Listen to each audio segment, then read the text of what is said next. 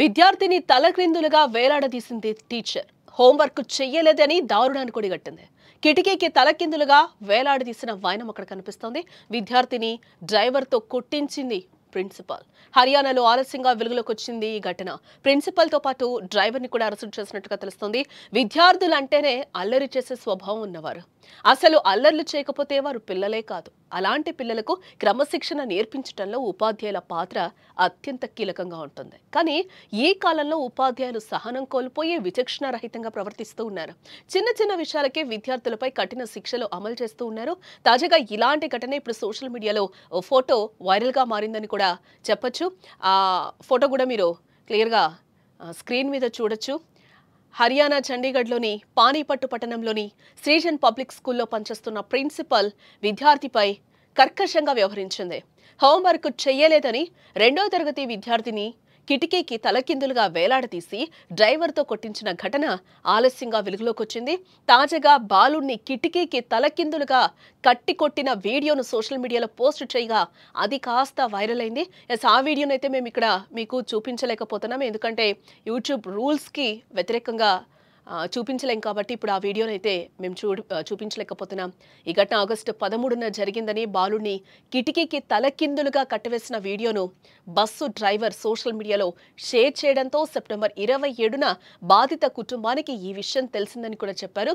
ఇందులో school principal Reena, bus driver అజయ్లపై BNS చట్టంలోని సెక్షన్లు 115, 127/2 అలాగే 351/2 బాల్య న్యాయ చట్టంలోని సెక్షన్ 75 కింద కేసులైతే నమోదు చేశారు.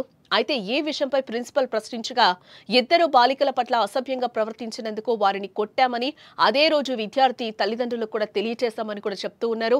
అలాగే హోంవర్క్ పూర్తి చేయనందుకు విద్యార్థిని మందలించడానికి డ్రైవర్ను పిలిపించినట్లుగా కూడా ప్రిన్సిపల్ అంగీకరించడం జరిగింది.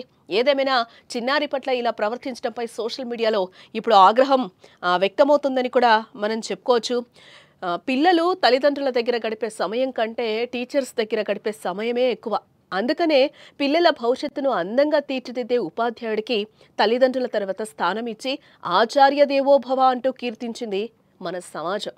టీచర్స్ పిల్లల్ని తమ సొంత పిల్లలా భావించి విద్యాబుద్ధులు నేర్పేవారు. అయితే కాలంలో వచ్చిన మార్పుల్లో భాగంగా టీచర్ వృత్తిలో కూడా మార్పులు వచ్చాయి. ప్రస్తుతం చాలా మంది టీచర్స్కు సహనం ఉండడం లేదు. చిన్న చిన్న విషయాలకే స్టూడెంట్స్కు దారుణమైన శిక్షలు విధిస్తూ వార్తల్లో నిలుస్తూ ఉన్నారు. ప్రస్తుతం ఇలాంటి 2 సంఘటనలు వార్తల్లో నిలిచాయని కూడా చెప్పుకోవచ్చు.